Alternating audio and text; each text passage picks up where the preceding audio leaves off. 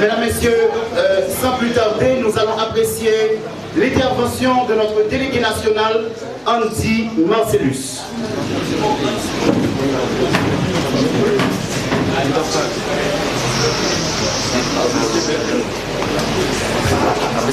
Merci camarade Djigo, nous saluons. Nous saluons le président Patrick Sully W. Joseph. Nous saluons tout le monde BPN qui est là. Nous saluons tout le monde bureau départemental, tout le monde bureau communal, tout le monde bureau section communale, les vice-présidents et les héros. Nous saluons la presse parlée, écrite, télévisée, spécialement la presse en ligne. Nous connaissons qu'à travail dans un contexte difficile, journée aujourd'hui dans le pays. Nous parlons de Andy Marcellus, délégué national au poste Haïti et allié. La situation est aussi alarmante. L'État haïtien engage à maintes reprises des dépenses considérables sans que celles-ci ne produisent des résultats visibles ou mesurables au bénéfice de la population.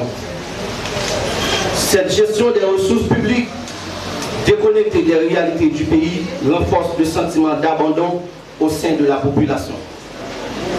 La hausse du carburant entraîne une inflation généralisée, plongeant des milliers de familles dans une précarité extrême.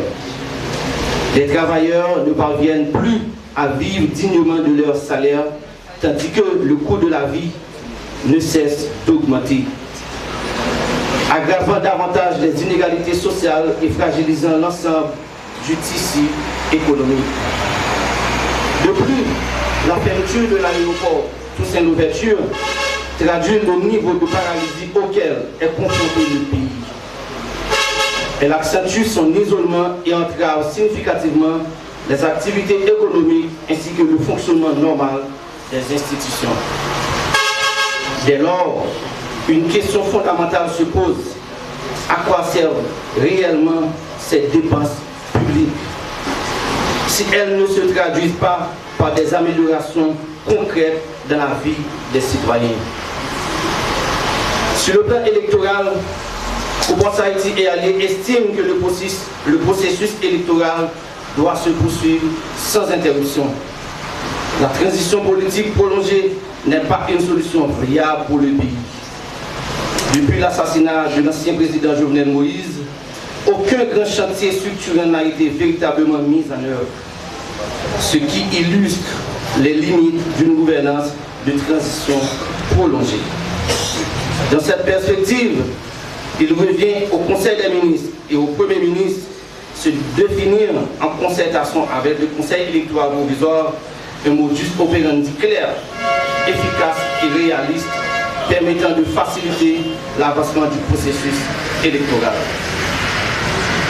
Ouboss Haïti et Alliés lance un appel pressant à la communauté internationale, en particulier États-Unis d'Amérique, partenaire stratégique d'Haïti, afin de fournir une assistance sécuritaire coordonnée et décisive en faveur du peuple haïtien.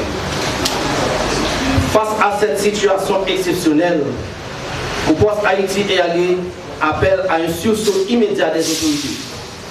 L'heure n'est plus au discours, mais aux décisions concrètes, ainsi qu'à l'ouverture d'un dialogue franc, inclusif et participatif, afin que toute la lumière soit faite sur la situation et que des solutions durables puissent être dégagées.